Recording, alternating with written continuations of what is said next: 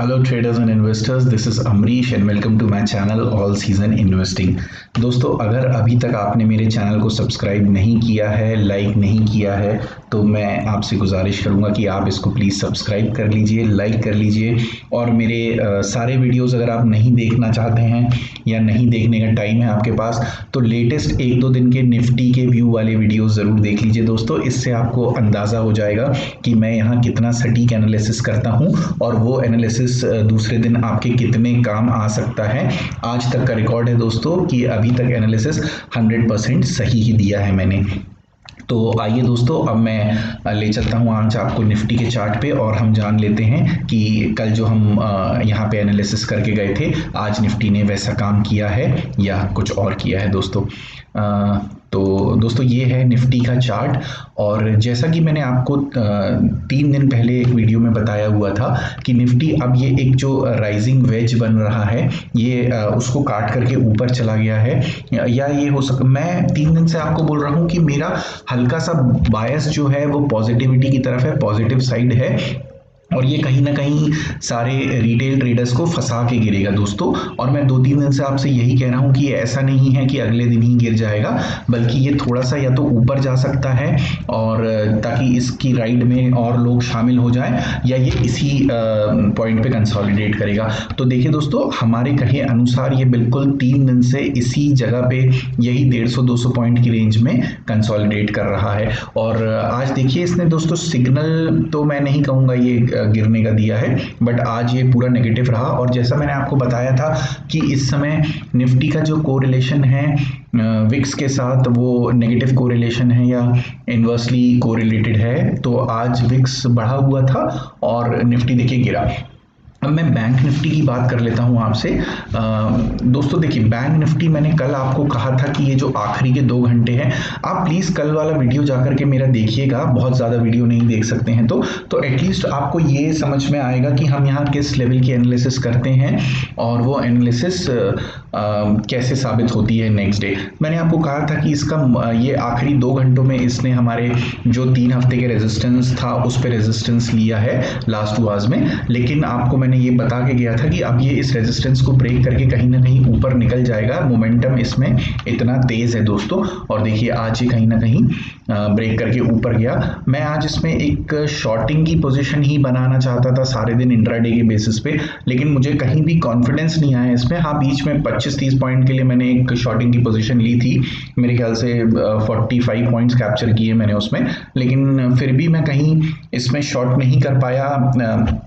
दो मेरा view shorting के साइड ही था। लेकिन आज कहीं आप अगर मिड डे में देखते तो निफ्टी नीचे की तरफ गिर रहा था और बैंक निफ्टी ऊपर जा रहा था। तो एक इसमें भी एक डाइवर्जेंस था निफ्टी और बैंक निफ्टी में आज डेली बेसिस पर भी।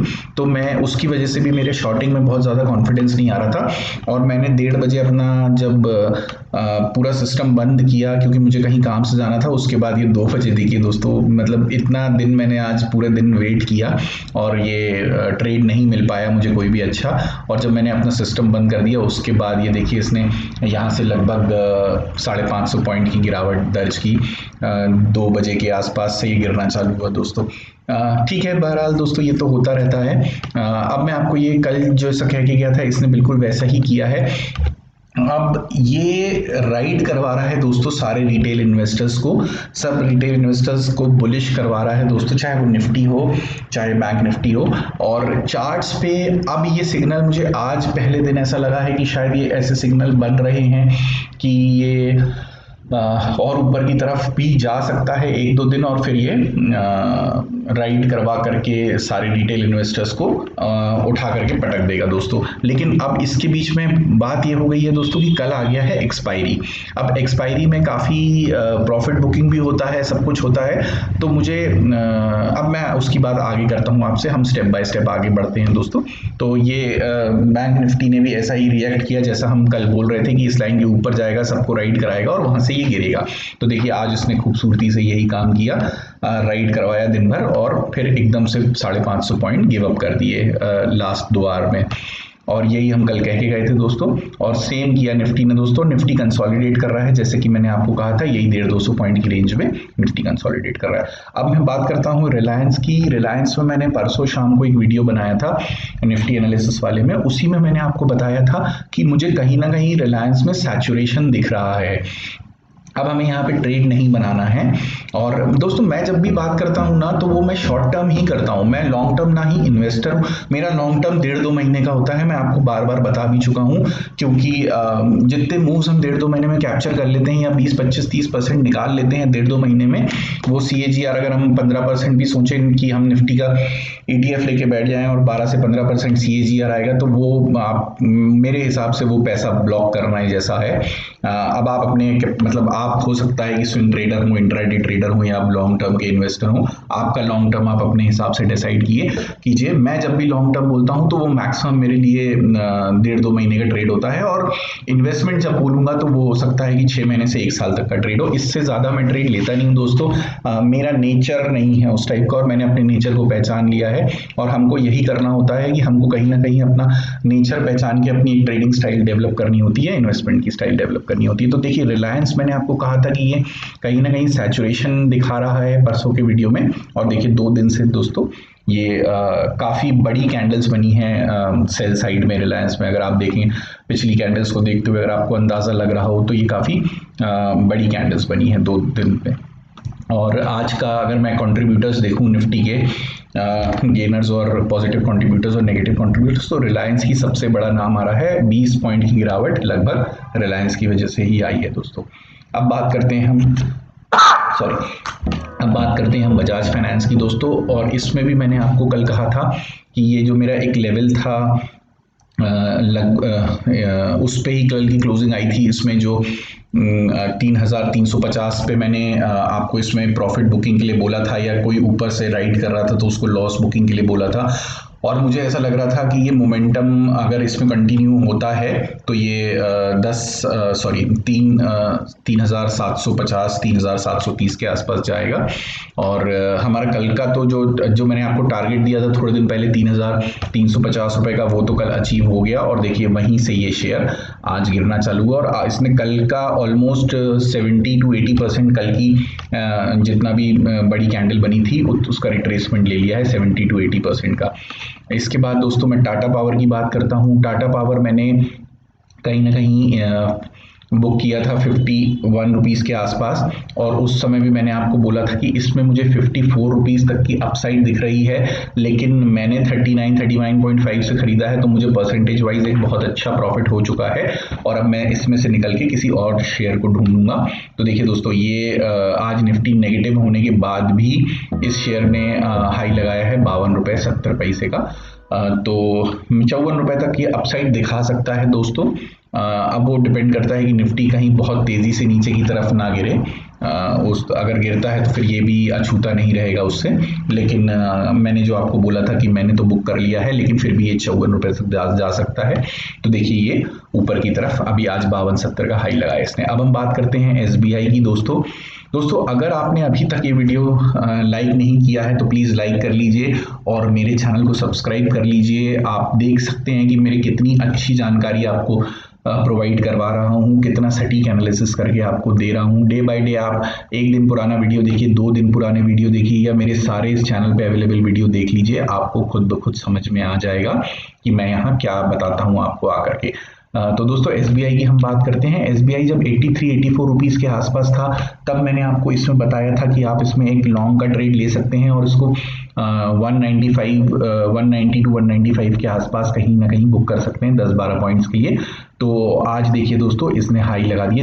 2-3 दिन का ही मेरा व्यू था, और देखिए दूसरे तीसरे शायद मैंने आपको फ्राइडे के सेशन में बोला था लास्ट, या थर्सडे के सेशन में बोला होगा, ये मुझे ध्यान नहीं है, लेकिन देखिए दोस्तों 183 के आसपास का प्राइस चल रहा था, ये मुझे अच्छे से ध्यान है, और मैंने आपको कहा था कि इसको बुक कर लीजिएगा कहीं ना कहीं 190 to 195 के बीच में। आज इसने 197.45 का हाई लगाया है दोस्तों, तो हमारा इसमें भी टारगेट आ चुका है।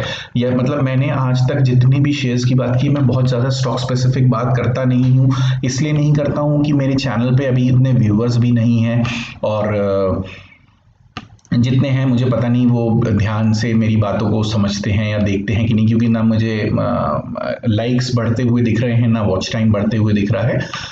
तो दोस्तों जब जैसे जैसे ये बढ़ने लगेंगे मेरे व्यूअर्स चैनल पे और लाइक्स बढ़ने लगेंगे, वॉच टाइम बढ़ने लगेगा, वैसे वैसे मैं आपको स्टॉक स्पेसिफिक और डीप इन डेप्थ नॉलेज देता जाऊंगा। फिर भी जितने भी स्टॉक्स की अभी तक मैंने बात करी है या जो भी मैंने टारगेट्स दिए हैं सारे अचीव हुए हैं, with in time frame achieve हुए हैं। अब ये टाइम फ्रेम ऐसा होता नहीं है दोस्तों कि विद इन टाइम फ्रेम चीज़ें अचीव हो जाएं, बट ये अभी हम बहुत शॉर्ट टर्म की बातें कर रहे हैं, इसलिए ये with in time frame achieve हो जाते हैं। नेक्स्ट डे ही टारगेट आ जाते हैं, कई बार 1-2 दिन में आ जाते हैं, और मैं उसी हिसाब से व्यू लेके आपको बता भी रहा हूँ इस चैनल पे। अब हम आपको मैंने 3 से 4 शेयर बता दिए जो मैंने डिस्कशन किए थे पिछले 3-4-5 दिनों में, और सबने लगभग अपना टारगेट अचीव कर लिया है, और लगभग क्या दोस्तों 100% अचीव कर लिया है सबने अपना टारगेट। तो अब कल के लिए मुझे ये लग रहा है कहीं ना कहीं डेटा के लिहाज से कि एक तो मैं आपको ये बता दूं कि 10, 500 और 10,000 पे बहुत ही स्ट्रॉन्ग सपोर्ट बन करके आ रहा है ऑप्शन चेन के हिसाब से, और 11,000 और 11,200 पे स्ट्रॉन्ग रेजिस्टेंस आ रहा है। कल की एक्सपायरी के लिए मुझे लग रहा है कि जो कल की एक्सपायरी होगी वो 10,700 के नीचे ही होनी चाहिए, 10,700 के ऊपर तो नहीं होनी चाहिए। ऐसा मुझे अभी डेटा के लिहाज से लग रहा है कि 10,700 के नीचे नीचे एक्सपायरी होगी। एक बात मैं आपको और बताना चाहूँगा दोस्तों,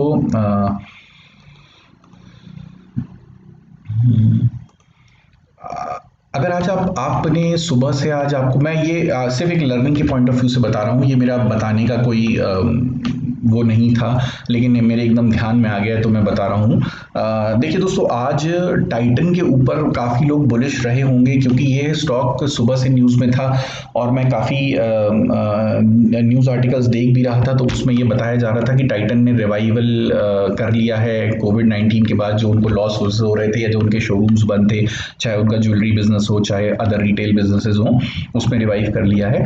तो इसमें बहुत ही आज सुबह से हाइप क्रिएट कर दिया गया था, और देखिए दोस्तों टाइटन भी ये टॉप नेगेटिव कंट्रीब्यूटर्स में से एक है निफ्टी पे, जिसने 2.34% सॉरी नॉट परसेंट पॉइंट्स का आज नेगेटिव यहाँ पे दिया है। तो आपको ये एक लर्निंग है कि किसी भी न्यूज़ बेस्ड स्टॉक में आप काम नहीं करिए, क्योंकि न्यूज़ बेस्ड स्टॉक्स क्या होता है, कई बार अच्छे रिजल्ट्स के बावजूद स्टॉक गिर जाता है, कई बार खराब रिजल्ट्स के बावजूद स्टॉक बढ़ जाता है, या और भी किसी तरह की न्यूज़ आई हो तो वो न्यूज़ फ्लो के हिसाब से जैसा मूवमेंट देना चाहिए स्टॉक को वैसा स्टॉक नहीं देता है, और कहीं ना कहीं अपोजिट डायरेक्शन में भी मूव दे सकता है। तो न्यूज़ बेस्ड स्टॉक से दूर रहिए, उसमें ट्रेडिंग नहीं करिए, और बहुत सारे स्टॉक अवेलेबल हैं, आप अपने रडार पे रखिए कुछ स्टॉक्स को, और उनमें आप ट्रेड बना सकते हैं, लेकिन न्यूज़ बेस्ड स्टॉक्स में मैं आपको ट्रेड बनाने की सलाह नहीं दूंगा।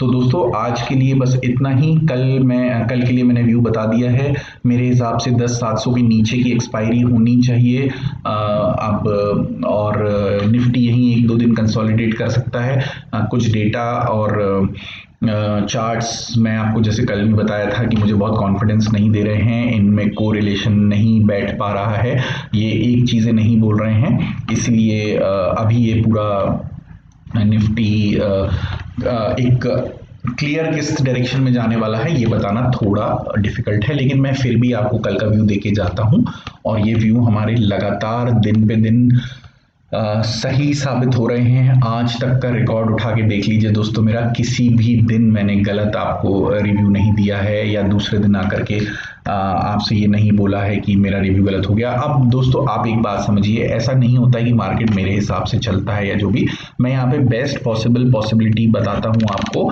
जिसके बेसिस पे हम दूसरे दिन का ट्रेड बना सकते हैं, और भगवान की दया बोल लीजिए या कुछ भी बोल लीजिए कि अभी तक वो 100% सही हुआ है। मेरे हिसाब से अगर ये 50 to 60% भी सही हो जाता है तो हम एक बहुत अच्छे ट्रेडर बनने के तरफ अग्रसर हो चुके हैं, आप ये समझिएगा। और कल मिलते हैं दोस्तों इसी वीडियो में, निफ्टी एनालिसिस की वीडियो में। कल एक्सपायरी है, देखते हैं कैसी होती है एक्सपायरी, और तब तक के लिए दोस्तों आप तैयारी कीजिए, एक दिन पहले से आप पूरी तैयारी करके रखिएगा। आप देखते ही होंगे कि मैं कल के ट्रेड की तैयारी कल सुबह मॉर्निंग में नहीं करता हूं, बल्कि एक दिन पहले करके रख लेता हूं, शाम को कर लेता हूं जब सारा डेटा रिलीज हो जाता है एनएससी की वेबसाइट पे। तो मेरी दरखास्त है कि आप भी इंट्राडे का ट्रेड बनाने से पहले मॉर्निंग के पहले 9, 9:30 के 9:15 के पहले आप एक व्यू बना लीजिए कि स्टॉक में आपको ट्रेड करना है, कैसे ट्रेड करना है, और अगर मार्केट आपके हिसाब से काम करती है तो आप ट्रेड लीजिए, और अगर आप मार्केट आपके हिसाब से काम नहीं करती है तो आप उस दिन कोई ट्रेड मत लीजिए, क्योंकि आप एक व्यू बना चुके होते हैं तो आप बायस्ड हो चुके होते हैं, और फिर अगर आप मार्केट के हिसाब से काम करने जाते हैं तो अपना घाटा ही करते हैं। तो जिस दिन आपका व्यू और मार्केट का व्यू मैच करता है पर्टिकुलर स्टॉक को लेके या पर्टिकुलर इंडेक्स को लेके, उस दिन आप काम करिए, बाकी दिन आप छोड़ दीजिए दोस्तों। तो ये भी एक छोटी सी लर्निंग थी मेरी तरफ से। कल के लिए दोस्तों आपको बहुत पैसा कमाएं, आप कल की ट्रेड्स आपको बहुत प्रॉफिटेबल साबित हों, और हैप्पी ट्रेडिंग दोस्तों, हैप्पी इन्वेस्टिंग।